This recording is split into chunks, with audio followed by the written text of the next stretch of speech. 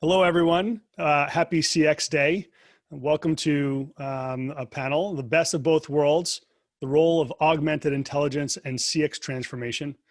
So many of you know, while artificial intelligence is often designed to replace human decision-making, artificial intelligence is often designed to replace human decision-making. Augmented intelligence helps humans make better decisions. The implications for CX professionals specifically are pretty vast. How can augmented intelligence tools enhance customer journeys is a question that many of us ask.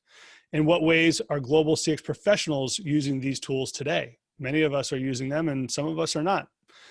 In this session, I'm joined by a diverse field of CX professionals as we all discuss the ways in which the future has already arrived and how they've used augmented intelligence to create better experiences within their own organizations. And we've got a lot of questions. We've got a great panel, and I'll ask them to introduce themselves in just a second. But some of the things that you can expect from today are just get a better understanding of how customer experience can get a seat at the table during the selection and deployment process for augmented intelligence, being able to articulate the key questions that should be answered to enable successful activation of augmented intelligence technology, and being able to anticipate obstacles to successful AI deployment, which is obviously a critical piece of this. So we have three panelists, including myself, and I'm gonna have the panelists, we're gonna go around and introduce ourselves first, and I'm gonna start with Sunny. Good morning, everyone. Happy CX Day. My name is Sunny Meckham. I've been a member of CXPA for many years, and I've been a practitioner for over 20 years. I'm very excited today to share what we're doing with augmented intelligence in the federal government, as well as what we did while I was at my former company, which is a Fortune 100 healthcare payer. And so I'm very excited to be a part of the panel. Thanks so much, Sunny. Good morning, everyone. This is Namrita. Happy CX Day to all of you. Great to be on this panel over here with all of you today. I've spent the last 20 years in the digital and technology space, and particularly CX has been a common thread throughout this journey. I'm very excited to share with you some of my experiences of using digital and technology, specifically augmented intelligence, in some of my experiences across multiple industries, ranging from agriculture to automotive to retail, hospitality, and beyond. So more of that as we move on. Thank you. Thank you, Namrita. And Ian. Hello, my name is Ian Stockel, and I am the Senior CX Manager at Monash University in Melbourne, Australia. And happy CX Day to everybody. I'm here to talk about augmented intelligence, its role in the work that I've done throughout my CX career, which hasn't been as long as everybody else's, but I've been involved with the CXPA for a couple of years now, and very excited to be part of this panel and amongst people I consider my mentors. Thanks, Ian. And I'm Bill Stakos. I'm going to moderate today's conversation with these amazing panelists. I'll also share some insights as well. I've been in the customer experience space for a little over 20 out of my 25-year professional career, and that's morphed and evolved as the practice and the discipline has morphed and evolved over that time as well. And I currently lead customer experience for Freddie Mac's single family business and located in the Washington, D.C. area. So let's jump right in here. So the first question, and Namrita, maybe we can start with you if that's okay. How has augmented intelligence, or how is rather maybe augmented intelligence different from artificial intelligence? And maybe if you can put it in the context of your customers, and what was the impetus for your organization to adopt an augmented intelligence technology, and what was it in service to what goals specifically? Right.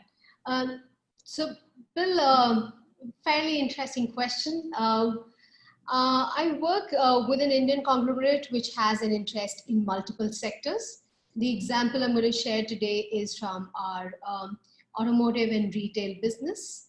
And the impetus really over here was that we had decided to embark on a large transformational journey where we were looking at transforming the organization end to end.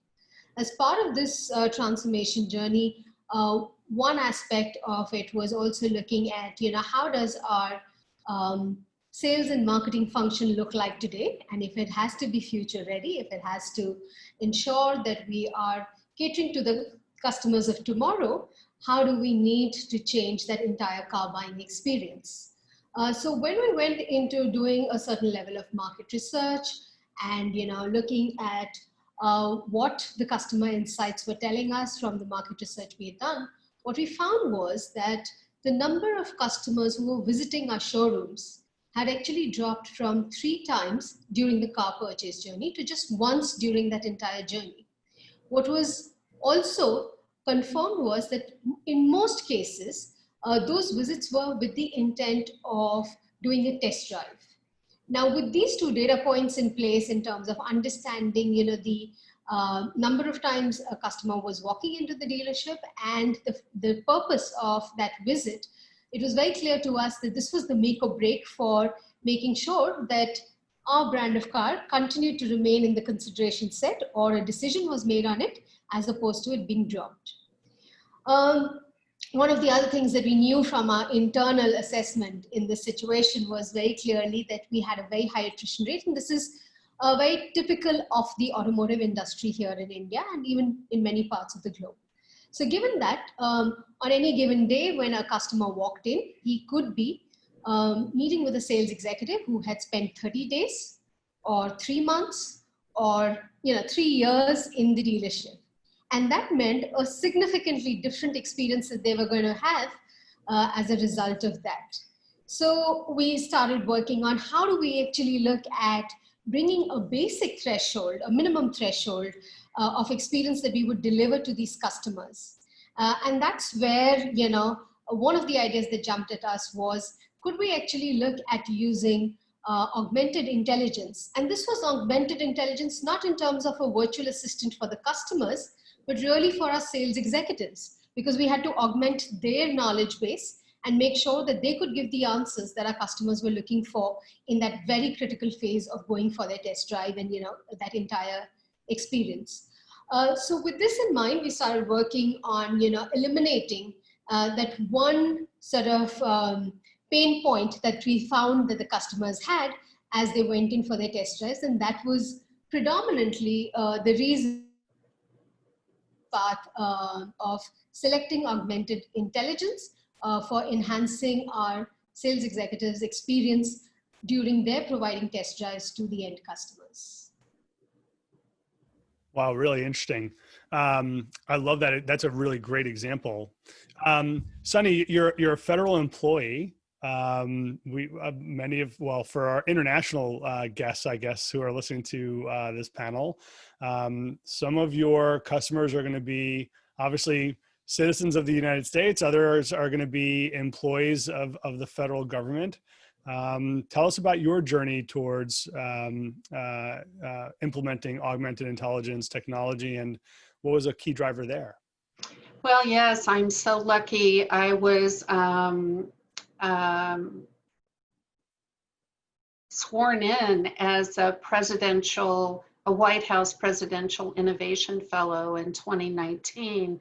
And our charter is really to bring outside best practices into the government and accelerate the adoption of technologies. And as innovation fellows, we're detailed out to different in the private sector, we would say lines of business, but into different agencies. The first agency that I was at was the National Institutes of Health, working on a program called All of Us. And All of Us is a precision medicine project where we're actually developing the database of health information for over 1 million Americans.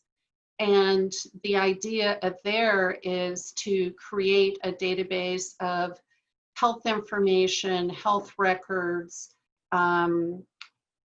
even genetic information that's open and free for researchers to research, to be able to actually develop augmented and artificial intelligence for the development of medications. So one example there would be there might be 4 cancer treatments. And how does the doctor choose which cancer treatment to start with?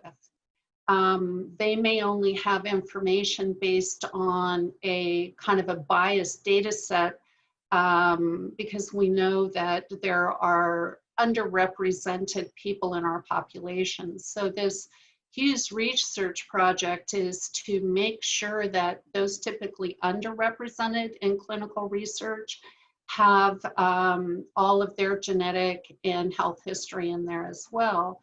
So that what we would be doing is based on, 1 million people who may have used certain treatments, what genetic background and health backgrounds can we see that would give the doctor the right information about which treatment to start with. So that's just one example. Now I'm detailed to the Veterans Administration, and the VA, we talk about a large enterprise. The VA has 400,000 employees, 100,000 contractors, and another 100,000 volunteers. And there's 6,000 locations, and on an annual basis, we serve over 9 million veterans and their, family members. And so with things like COVID, right, we're really interested in one example of an incubator that we're just starting in psychiatry is how do we prevent, detect, diagnose, and treat mental health issues, especially with COVID and the tsunami of mental health issues that are coming. So one example there that we're starting in the incubator is how do we detect earlier people who need treatment sooner. So with the tsunami coming and a very limited workforce who are, burnt out themselves, how do we make sure that we can triage and get the right people in front of a psychiatrist, for example, early? And we're using, the concept there is to use augmented intelligence to be able to detect those earlier and get them to the front of the line, with the ultimate goal of, in that case, the outcome measure for us is reduced suicides and hospitalizations in our veteran population.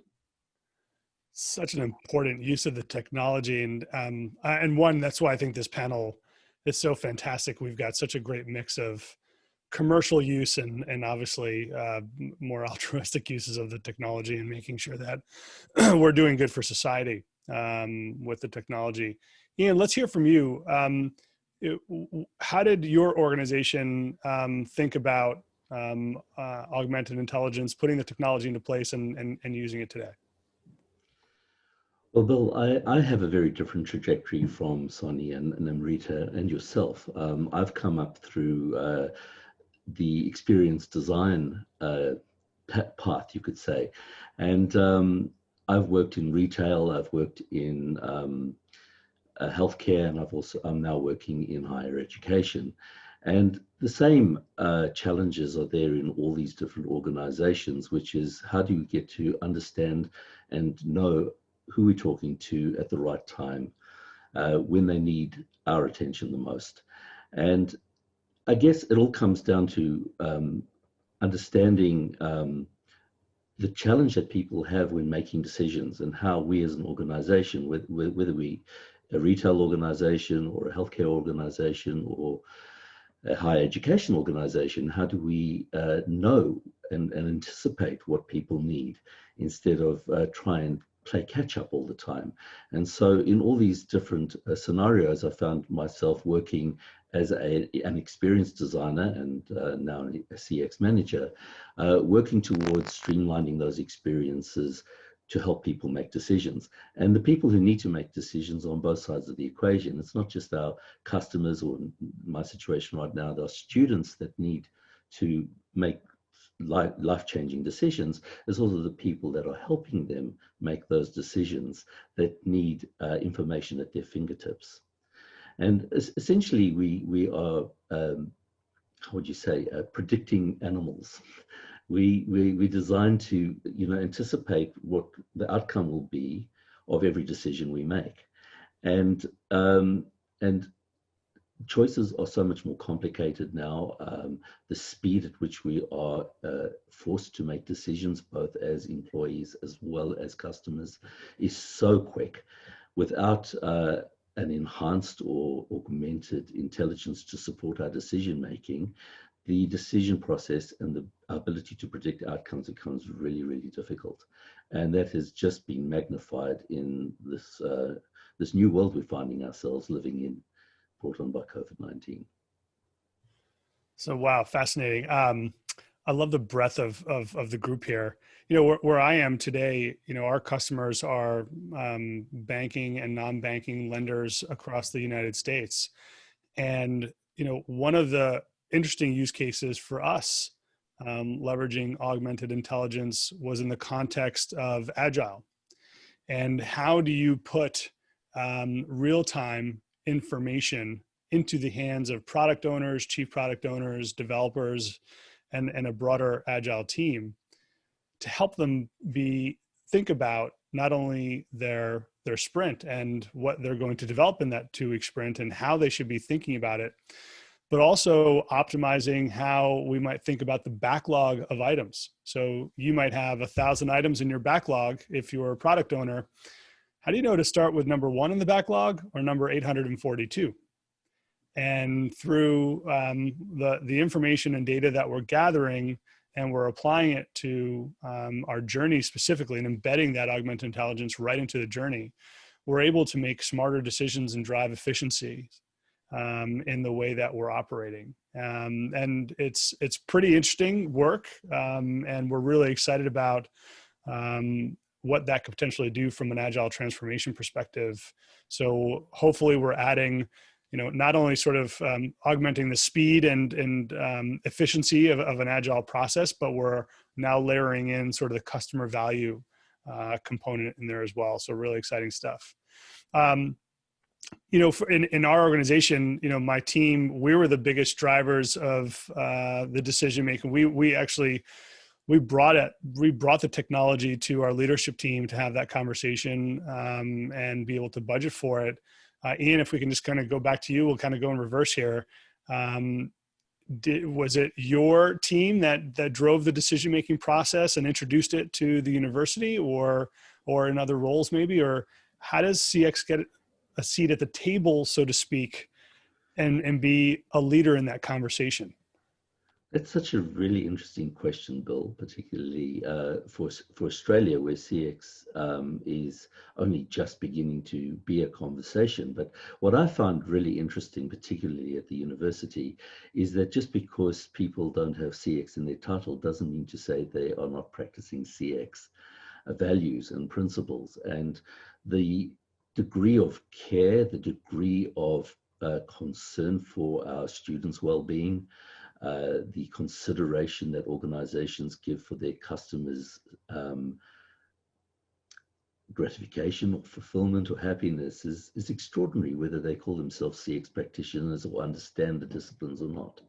I think the difference between caring about customers and actually understanding the discipline of CX is the confidence, the efficiency, and the clarity of choices that you make. Instead of being haphazard and failing in production, you can fail more in prototyping and in following a framework that is much more of a recipe or an algorithm, and that's a form of augmented intelligence.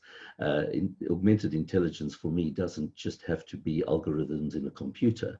It can, our augmented intelligence goes way back to the cave, where you turned around to a fellow caveman and said, do I look good in this skin?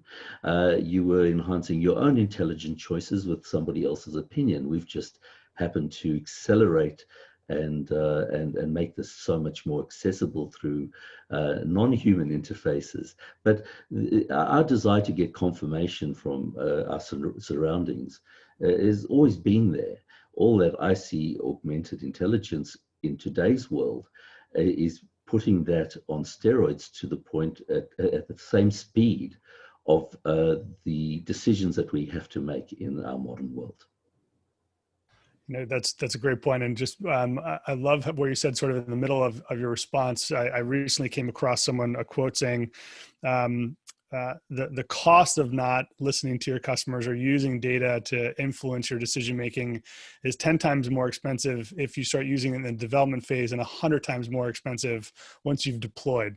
So really interesting. So Sunny, it sounds like, given your role and what you're doing at the federal level, you and your team probably had the biggest sort of piece in driving the decision-making process to influence and implement augmented intelligence. Who maybe were your other partners, or how did that work on your end? Well, we're so fortunate that we come in with this title and with this charter, right? But like any large enterprise, you do need those partners and people in the business who are willing to take that journey and innovate with you. Luckily, from a CX perspective, CX is really taking hold, and unlike, the private sector, we actually have congressional rules and OMB mandates about, we will do customer experience. Here are some of the key measures. We're going to measure it across everything. But I think, like any discipline, it's how do you operationalize that, right? So a lot of us as innovation fellows don't come in with a CX title. Most of us, and part of the selection process is doing innovative things, making large scale differences in the private sector, right? And knowing how to work at those executive levels. But it's sort of stealth. The CX part is sort of stealth. It's not leading with that all the time, but we all come in with lean startup methodologies and human-centered design backgrounds and other items in our toolkit, along with Agile and things like that help us think about the problem and get other people engaged. And we run into the same barriers and issues, in the federal government that the private sector does. And we're going to get to obstacles in just a second, and I want to talk to you about that. And Namrita, Sunny brings up an excellent point that none of this is done in a vacuum, right? Even for my own team, obviously we had to engage multiple partners across the business. Otherwise, this would never be successful, right? They're the ultimate sort of buyers or users of that output. Was that different on your end, or did you have to engage a broader part of the business, or was your team the driver of the decision-making process? So, Bill, I think I align very strongly with what Ian and Sonny have said so far, and I think in my role as the Chief Digital Officer, it's really about being the translator between business and the technology teams and getting them together. So let me help explain this a little better with an example. And this I'm going to take from our agribusiness in this particular case. Now, we had to design an augmented virtual assistant to help farmers, get information, because in India, there are no reliable sources of information for farmers to figure out, information about their crops. For example, what is the best time to sow crops, to harvest them, to look at, what kind of diseases they could be prone to, what to do in terms of nutrition and fertilizers and stuff like that. Now, a technology team sitting alone is not going to be able to design a solution end to end. And therefore, if you want to get in the augmented intelligence, the most important role was that for the agronomist in the business team to come and play a central role in terms of building up the content. And that is a beautiful synergy between the technology teams and the business teams coming together and working very collaboratively in terms of coming out with an end solution. So I think my role predominantly has been to make sure that we get the right stakeholders from business, we get the right stakeholders from technology, and get them on the same table on a level playing field right from the word go, because this journey is one which is achieved through collaboration rather than getting in business in the end state. So that's sort of been my experience with getting CX a seat at the table. And equally, I'll bring in one other point over here, Bill, and that is one of the challenges that I faced was in terms of how do you take CX to the board, because when you're leading large transformation projects, actually going about the journey of trying to speak the language of the boards and talking in their very language in terms of numbers and metrics which matter to them, and translating that back into the CX world and creating literally a mapping against those became equally important, so that CX just didn't get a seat at the table in terms of the working teams, but also got a seat at the table in terms of being able to present the case to the boards where the decisions on funding and other things are being taken care of. So that's just, I guess, the other side, which has been equally important in my personal journey, as compared to just the technology teams working closely with the business teams. So Namrita, you're bringing up some of the biggest challenges, big challenges in like the big CX, broader CX discipline today. One is the jargon that we use and we're all capable of just being entrapped in sometimes. Design thinking, HCD, journeys, CX, CSAT, OSAT. You need to strip those out, particularly given the audience that you're going to. I think that's really a critical piece. And just the other point you mentioned is just really tying to almost business metrics, right? Not necessarily client metrics. Those are certainly critical, but how do you show the value from the business perspective? And the board or your CEO is going to have a vastly different view of what that might look like or what those metrics and measures are. And let's talk about that a little bit. I know, Sunny, I want to talk, you mentioned obstacles as well, but I do want to talk maybe about measures of success first. How do even today measure success? Like what has been the impact of augmented intelligence on your customer metrics or even, at the federal level performance of the organization? Right. Well, giving the Veterans Health Administration as an example, we are so focused on the outcomes for our patients, right? So that's very easy to identify the targets, the measures that we want, and they're very aligned with, what the business is trying to accomplish anyway. Another example, when I was at this large healthcare payer organization, and we were implementing augmented intelligence, it was really augmented behavioral emotional intelligence in the call center. It takes a lot of convincing, right? When it's new, it's straight out of MIT labs where they're matching, they've used AI and machine learning to match signals in people's voices to give the call center representative coaching live real time about how to change their pace and their tone. And it's, everyone's like, you know, how is this going to help reduce, you know, call time?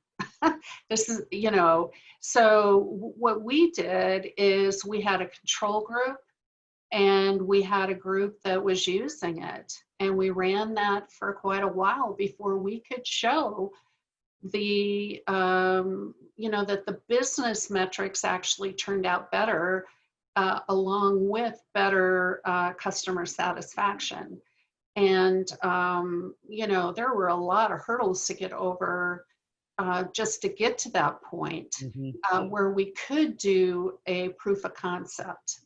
Because, you know, I'm not sure you want me to go into barriers now, but for example, the data right and privacy around the data and getting access to the data and the cycles of when technology plans get put together and legal not understanding IP when it comes to new technologies like this and who owns what, and it's, you know, it's very complex. You talk about agile, you know, you're trying to do a proof of concept and get something implemented, you know, when it comes to procurement and the general counsel and all of that. It's a whole brave new world for everyone, not just for the frontline employees.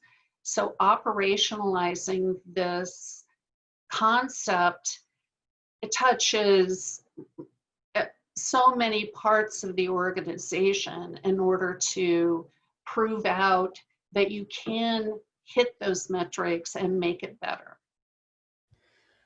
Yeah, trying to, you know, sometimes educating a business, right? You're trying to help someone understand what an orange tastes like when they've never even seen one before. Yes. Right. Exactly. So what exactly am I supposed to do with this thing now that you're putting in front of me?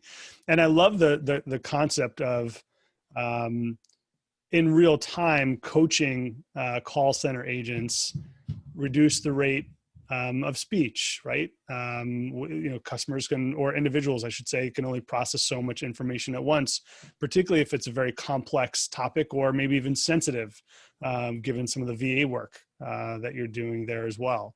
And we see that on my end, where I am too. And it's something that you've got to be really careful with. And because as much as you're trying to create a better customer experience on the phone, you need to use this to create a better employee experience on the phone as well. And that agent is trying to respond to the customer, but also process the information that they're getting kind of, you know, flashing in front of them in real time, which, you know, frankly, changes the skill set of some of these employees on some level too. Ian, I'm curious from your perspective, you know, how are you measuring success, or what does success look like at the university when implementing this AI? Well, that would be giving away some secret sauce, and I'm not. Don't go too deep to then. do We don't that. want we don't want you to get in trouble, Ian. Obviously. Of course not. Thank you. Look, from my point of view, Sonny and Namrita and yourself, Bill, have raised some really interesting things, which is firstly about getting buy-in with the team. Before customers see anything at all, there needs to be buy-in from the people who build this experience. And as Sonny was saying, there's so many people that get involved to deliver something complex, particularly when you've got a population group that you're appealing to with many different and often competing needs. So to be able to understand your audience is absolutely critical. And even going to the point where you are segmenting your audience into cohorts is almost too broad a brushstroke. So you absolutely need technology today to almost get down to the individual personal level. And this means bringing together not just the technology that's capable of identifying and enhancing an understanding of an individual's needs in any given moment as they transition through their engagement with your organization. But it's also about, I guess, what policies, what values, and what ethics you apply to your response to those needs, and how you set your business up to not only deliver that expectation, but at least survive as an organization. Now, yes, businesses do focus on metrics that typically are financial. In a university, it's not just financial metrics. There's also strategic ROI that we refer to as reputation. That is our essence. That is our core value. And everything that we do, everything that any of us say contributes to that particular metric. And unlike retail organizations and other service organizations, NPS is just not robust enough to manage something as complex as a university's reputation. So half the battle is aligning the leading metrics that are built into customer experience journey maps and touchpoint design with those outcome metrics. And the only way you can do that is make the invisible work of CX visible. And for the organization to have a shared understanding of how the mechanism of the organization functions, so that you know which levers you can pull to guide the machine of the organization towards its key outcome metrics. And so this takes a lot of effort, because in a large organization like a university that has been around for a long time, there are so many different handoff points, so many different parts of the organization, each with their own language, their own technology, their own interests. And it's not that they're not interested in the customer or care about the well-being of the customer in those various stages. It's just that the phases of change that customers go through the different life cycles, through the different stages of that life cycle, is very specialized. And so tailoring the data to those different phases, to those different needs, to that evolution of the customer experience through something as transformative as being associated with a university is incredibly complex and cannot be done without the assistance of technology and automation. So Ian, you said something really that kind of struck a chord for me, making the work of CX visible. How did you mean that? I just want to make sure that our listeners, our guests here that are tuning in to our panel here get that point. And for me, I'd like to understand that a little bit more as well. I'm just curious. Well, to quote, I think it was Peter Drucker who said, strategy is a commodity and implementation's an art. Anybody can come up with a great idea, but how that idea then translates into reality and experience takes all the disciplines of UX design or CX experience design, service design, as well as Agile and DevOps, because you can't actually do and run Agile teams without bookending it with the design that informs the development process, or the DevOps that then manages the life cycle of products that your Agile teams produce. So how do you then have a shared understanding of what your strategy is right from the beginning? So you reduce the propensity for error, reduce wasted effort, and reduce the propensity also for building the wrong thing.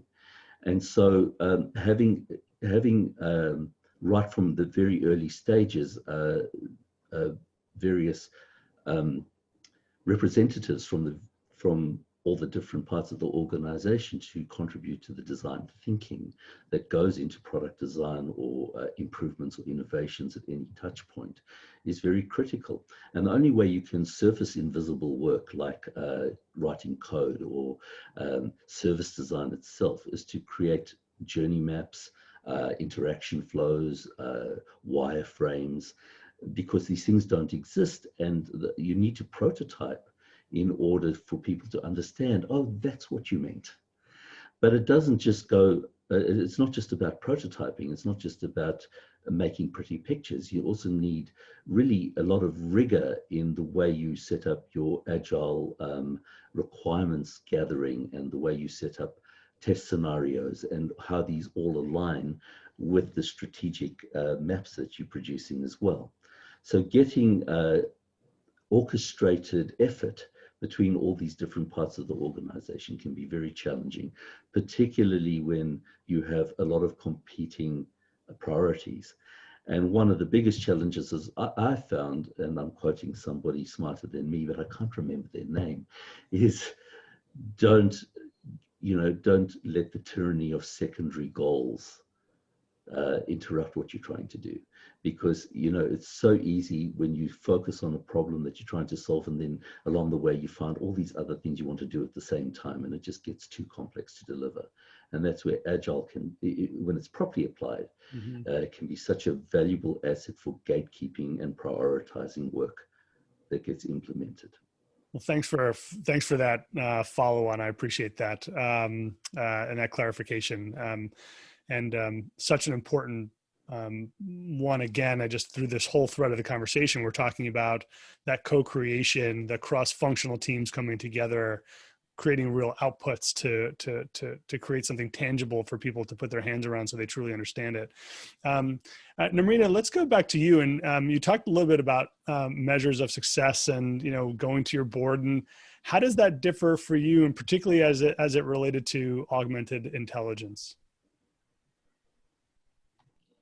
So I think there are two aspects to it. One is, Bill, that, when you're looking at the success metrics, there are the external success metrics, which are, which we were talking about taking to the board, which are the more financial metrics, a few softer metrics around, looking at the CSAT or the NPS and some of those, which, you translate into a language that the board understands. But I think a very critical factor when you're talking about a success metric is really, and at least that's what I've experienced, is what is the cultural change that you are facilitating in this journey for the adoption and embracing of technology in general and augmented intelligence? Because when you have augmented intelligence, for example, the test drive example that I gave earlier, that was the first in the Indian automotive industry. There was a lot of apprehension towards it. How do you empower your staff? How do you create that culture of empowerment? And that becomes a success metric, because saying that, I'm going to measure the success and just look at the outward facing or the financial metrics is not enough. It's really about diving in deep so that, and making sure that the transformation is a permanent one, as opposed to, a project which has a start and an end date. And that happens really through this culture of empowerment. So actually, to what extent have I managed to empower my employees to take on this culture, to, come up with these innovations in the space of, the one example that I gave, but there were 10 other examples after seeing the success and after actually embracing and, becoming empowered to understand, okay, fine, if I use this particular technology, I'm actually making my life much easier. It's not a threat to my job or to my world, which is what, a lot of people start off with, saying that if I have AI or augmented intelligence coming in, it may actually finally replace me.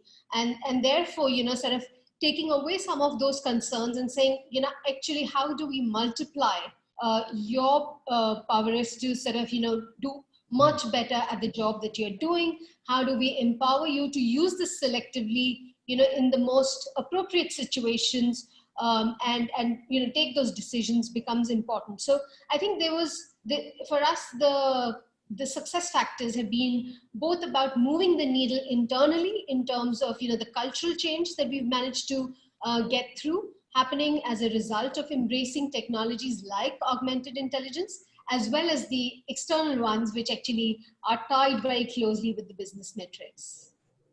I really love that. And you talked about a topic that's really near and dear to my heart. I mean, particularly around culture change and democratize all of this insight into the broader community of your workforce to help them drive better decision-making at scale, right? That's a really hard thing to do. But also a really important one, particularly as you think about the power of augmented intelligence and how it helps every employee be much more customer-led in their decision-making processes. let's keep going here. There's really interesting conversation. So, Sunny, any other obstacles or any during the deployment process, maybe what were some of the and I'm sure for those who have deployed augmented intelligence or AI generally, they're probably familiar. For others who are just starting to think about it or maybe curious, what were some of the obstacles that you may have encountered during the deployment process? Well, I think, it's everything that the panel has brought up. What there's the whole mental model, right? You come in and you're, especially into the federal government, and your mental model is we're going to do some experimentation and we're going to learn by doing and we're going to rapidly iterate and we're going to, and you're in that mental model, but the mental model of where you're working and the people you're working with is completely waterfall, right? So you've got to deal with that altitude of change. And then, like I was saying before, you've got all of the sort of, and I don't want to use the word bureaucratic, although, because that's in private sector too, right? Absolutely. It's everywhere. So everyone suffers that. Right. It's all of that red tape that you've got to change their mental models and the way they contract, the way they think about everything. And then there's the data layer, right? So data is so important, and is the data accessible, and what kind of restrictions are on the data and regulations are on the data. And then it's actually building and testing that out. And then, and how do you do that in a different mental model where you're actually getting the employees who you're implementing that with, to Namrita's point, to be a part of that change and to learn from them before you scale that idea, right? How you're going to be able to operationalize that. I was sitting in a very interesting conference on AI that Johns Hopkins University just put on with their physics lab. And it was focused on the medical sector. And all of them were, saying, the technology and getting through all of that red tape is the easy part. The hard part is really operationalizing it and being able to go into a place and incubate and understand what it's like for the doctors who have to actually start using the augmented intelligence and how that impacts their workflow, and perfecting that before you scale that, right? And remember, that takes us back to that mental model of how do you pick a right place to incubate something where the petri dish is going to allow you to grow and cultivate that and learn from it. So it's multi-layered and very very challenging. And the best way to get over it, I find, the people who are successful, they are resilient, they are persistent, they are passionate about improving the experience for the employee and the customer. And that would be my coaching to everybody who's going to go through this, is build up your resilience. Don't let anybody stop you. Keep finding ways around those walls. Be persistent. Find other people on your team with those same qualities, and you will get it done. It may take longer than you anticipated. You may go through changes in CEOs and have to re-educate them, but that's one of the qualities of CX professionals I think we often don't think about, and that's our resilience and our passion and our persistence. I think that's so important to get through all of this. That was awesome. I just from my own experience, and even in a past life, different organization I was with, the data component is critical. And you know, where I was at the time, it took us probably 6 to 9 months to get to a point where we felt very comfortable with the data that we were about to use. And frankly, that will make or break success for you. Garbage in, garbage out, right? It's the old adage. Absolutely. And the point around mindsets, and the thing that I've always found to be helpful is, find the quote unquote early adopters in your organization who can be champions for you and the team. If you're driving the decision making, of course, that you can rally with and help influence the broader organization to embrace something new and very different, particularly when even though you're delivering value, there's a little bit of a big brother element to it, so to speak, and hopefully you can create more trust around the technology and using it as a tool for better outcomes. Ian, on your end, any obstacles during the deployment process that you had come across as well? Well, yes, like everybody, as you pointed out earlier, Bill, garbage in and garbage out. I mean, as Sonny said earlier, access to data is one thing, having clean data that is appropriate to use and analyze is another.